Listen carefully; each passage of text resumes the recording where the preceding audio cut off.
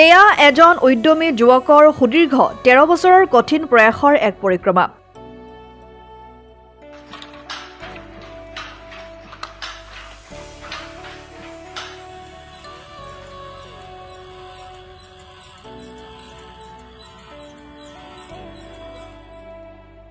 প্ৰথমে সাজ পোছাক প্ৰস্তুত কৰাৰ হেঁপাহ আছিল যুৱকজনৰ। সেই হেঁপাহ পূৰণ কৰাৰ বাটত পাছলৈ নিজ হাতে তৈয়াৰ কৰা সাজপাৰৰ পৰাই আজি এজন প্ৰতিষ্ঠিত ব্যৱসায়ীলৈ ৰূপান্তৰ হ'ল এইজন যুৱক। জন্মঘৰ ডিব্ৰুগড় জিলাৰ কলাখোৱা, নাম হৰ্ষজিৎ সন্দিকৈ। এইজন সন্দিকৈ এতিয়া 13খনকৈ তাঁতশালৰ স্বত্বাধিকাৰী। নিজৰ আত্মসংস্থাপনৰ পথ প্ৰশস্ত কৰি বহুতক স্বাৱলম্বী কৰি তুলিছে। মৃদু স্বভাৱসুলভ হৰ্ষজিতৰ মজবুত চিলাই গাঁথনিৰে প্ৰস্তুত হৈ উঠা পৰম্পৰাগত অসমীয়া সাজপাৰৰ প্ৰতি সকলো আকৃষ্ট হ'বলৈ ধৰিল, যাৰ ফলশ্ৰুতিত এসময়ৰ মনৰ হেঁপাহত এই সাজপাৰ প্ৰস্তুতকৰ্তা হৰ্ষজিতৰ উৎপাদিত সাজপাৰৰ চাহিদাও বৃদ্ধি ঘটিল। টাই আহোম জনগোষ্ঠীয় সাজপাৰৰ সংৰক্ষণ বা পুনৰুদ্ধাৰতো প্ৰয়াস থকা হৰ্ষজিৎ সন্দিকৈ তাঁতশালত পৰিদৃশ্যমান হ'ল শিপিনী বোৱনী। বাহিৰৰ আমদানিকৃত অসমীয়া সাজপাৰতকৈ অধিক উন্নত আধুনিক সাজপাৰ গঢ়াত হৰ্ষজিতৰ প্ৰয়াস শলাগ ল'বলগীয়া। নতুন প্ৰজন্মক পৰমুখাপেক্ষী নহয়, বৰঞ্চ এনেধৰণৰ কামত নিয়োজিত হ'বলৈ আহ্বান জনালে হৰ্ষজিৎ সন্দিকৈয়ে।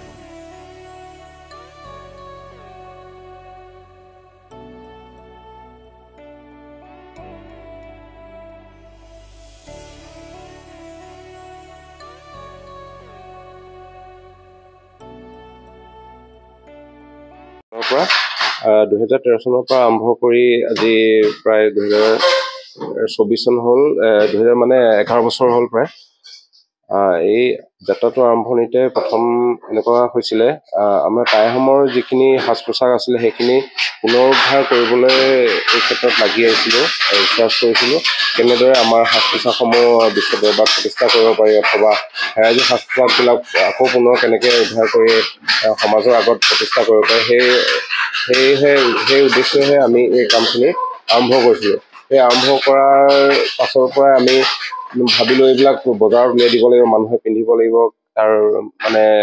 ডিজাইনবিলাক কেনেকুৱা হ'ব, সেইটো কথা ভাবিয়ে আমি 2013 চনৰ পৰা এই কামখিনি আৰম্ভ কৰি আজি এইটো পৰ্যায় পাইছোঁ। এখন তাঁতশাল লেজাইত আছে, তাত 7খন তাঁতশাল আছে, আৰু এটা ইয়াত বাণীপুৰত আছে, ডিব্ৰুগড় বাণীপুৰ, ইয়াত 6খন শাল আছে। আমাৰ ইয়াত জড়িত মুঠ শিপিনী আৰু কাপোৰ চিলোৱা দৰ্জী আৰু এম্ব্ৰইডাৰী কৰা মানুহ আৰু পাগুৰি বনোৱা মানুহ, গোটেই সকলোবোৰ সূতা কটা মানুহ চব লাগি আমাৰ 50জনো অধিক ইয়াত কৰ্মনিয়োগ হৈ আছে, যুৱক যুৱতী। আৰু এই ক্ষেত্ৰত আমাৰ উঠি অহা যুৱ প্ৰজন্মক এইটো ক'ব বিচাৰোঁ যে কি আমি কামৰ কাৰণত বাহিৰলৈ যোৱাতকৈ আমি নিজৰ ঘৰতে বা নিজৰ অঞ্চলতে কিবা এটা সৰু উদ্যোগ গঢ়ি পিনে আমাৰ থলুৱা শিপিনী হওক বা থলুৱা যিখিনি যুৱক যুৱতী, সেই যুৱক যুৱতীসকলক ইয়াত সংস্থাপিত কৰি এটা জাতিটোক আগবঢ়াই নিবৰ কাৰণে এটা শক্তিশালী ভূমিকা গ্ৰহণ কৰে বুলি ভাবিছোঁ। আৰু এই ক্ষেত্ৰত আমাৰ ইয়াতে এতিয়া প্ৰথম আৰম্ভ কৰিছিলোঁ টাই আহোমৰ সাজ পোছাকবিলাক, তাৰপাছত আমাৰ ক্ৰমান্বয়ে অন্য জনগোষ্ঠীৰো লাহে লাহে এটা দুটা ধৰা হৈছে কামবিলাক,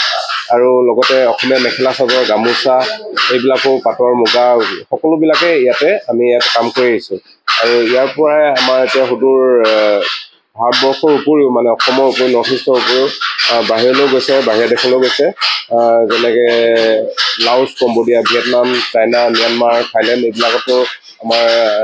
আমদানি ৰপ্তানি হৈ থাকে ইয়াৰ পৰাই। তাৰপিছত লাহেকৈ অষ্ট্ৰেলিয়া, আমেৰিকা, ইংলেণ্ড এইবিলাকলৈও আমাৰ এই প্ৰডাক্টবিলাক গৈছে। ইয়াৰ যোৱাৰ কাৰণে এটাই হৈছে, আমাৰ উন্নত মানদণ্ডৰ অৰিজিনেল কাম কৰিছোঁ, যিবিলাক আজি আপোনালোকে দেখিবলৈ পাব কি বজাৰত ক্ৰমান্বয়ে বাহিৰা যিবিলাক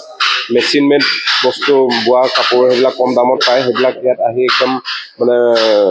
ঠাই নোহোৱা হৈ গৈছে। আমাৰ থলুৱা শিপিনীসকলৰ এইটো এটা ডাঙৰ সমস্যা হৈছে। চৰকাৰক ইয়াৰ আপোনালোকৰ চেনেলৰ যোগেদি অনুৰোধ জনাম যে আমাৰ বাহিৰা যিখিনি কাপোৰ, মেচিন মেড কাপোৰ আহে, আমাৰ এই কাপোৰখিনি সোমাই যোৱাৰ কাৰণে তেওঁলোকৰ দামবিলাক একদম নিম্ন দামৰ আৰু কোৱালিটি ইমান ভাল নহয়। আমি যিবিলাক বস্তু কৰি আছোঁ,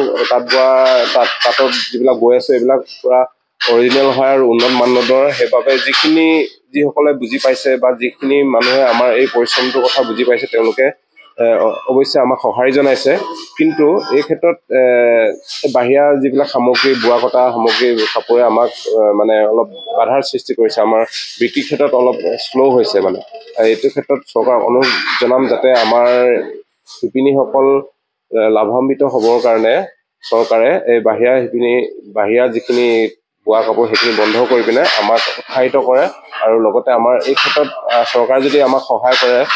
বোৱা কটাৰ ক্ষেত্ৰতে হওক গোটেই অসম বা নৰ্থ ইষ্টৰ পৰা আমাৰ GDP-টো বহুত হাই হ'বলৈ মানে পাৰে আমি যিখিনি ৰিচাৰ্চ কৰিছিলোঁ মানে কাৰণ কাপোৰে আমাৰ নৰ্থ ইষ্টৰ কাপোৰ বা অসমৰ কাপোৰ বহুত মানে কালাৰফুল হয় ৰঙীন হয় আমাৰ বোৱা কাপোৰ শিপিনী কাপোৰবিলাক বহুতে ভাল পায় সেইকাৰণে বিদেশলৈও গৈছে সমান্তৰালভাৱে তেওঁলোকেও মানে ভাল পাইছে কাৰণে আমাক অৰ্ডাৰ কৰিছে আহি থাকে তেনেকৈ অৰ্ডাৰবিলাক তেনেকৈ ভাবোঁ আমাৰ যুৱ প্ৰজন্ম জাতিটো মানে অসমীয়া জাতিটো আগবাঢ়ি যাব এই ক্ষেত্ৰত যদি ভাল হয় হয় আমাৰ প্ৰথমে ক'ব লাগিব যোৱা বছৰ নহয় তাৰ আগবছৰ আছিলে নেকি অসম বিধান সভাত যিহেতু সকলো জনগোষ্ঠীকে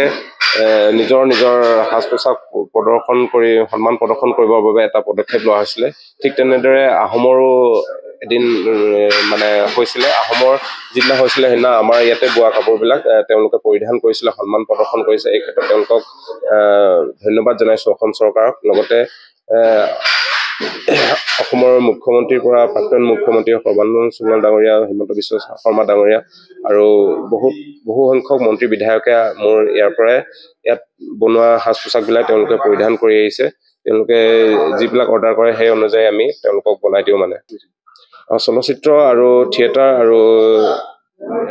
ভিডিঅ' গানবিলাক সেইবিলাকতো আমাৰ ড্ৰেছ গৈ আছে তেওঁলোকে যিহেতু দেখি সমাদিত হোৱাৰ বাবে আমাৰ পৰাও ক্ৰয় কৰি পিনে তেওঁলোকে এইবিলাক সাজ পোছাক আমাৰ পৰা লৈ পিনে তেওঁলোকে পৰিধান কৰা ঠিক গৱেষণা বুলি ক'ব নোৱাৰি কিছু সংখ্যক ছাত্ৰ ছাত্ৰী আহে গৱেষণাৰ মানে PhD কামত আহে তেওঁলোকে মুগা সূতাৰ ওপৰত বা বোৱা কটাৰ ওপৰত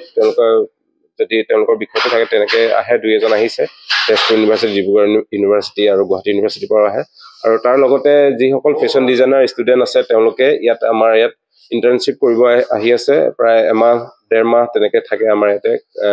আজি প্ৰায় 3 বছৰমান হৈছে ইণ্টাৰ্ণশ্বিপটো আৰম্ভ কৰা তেওঁলোকে ইয়াতে বিচাৰিছে কি ইয়াতে সঁচাই ইয়াত মানে কাপোৰ কেনেদৰে তৈয়াৰ কৰিব পাৰি বা বোৱা কটাবিলাক কেনেদৰে হয় বা ড্ৰেছৰ পেটাৰ্ণবিলাক কেনেকৈ কাটে সেইবিলাক সকলো ইয়াতে মানে শিকি মেলি তেওঁলোকে চাৰ্টিফিকেট লৈ ইয়াৰ পৰা যায়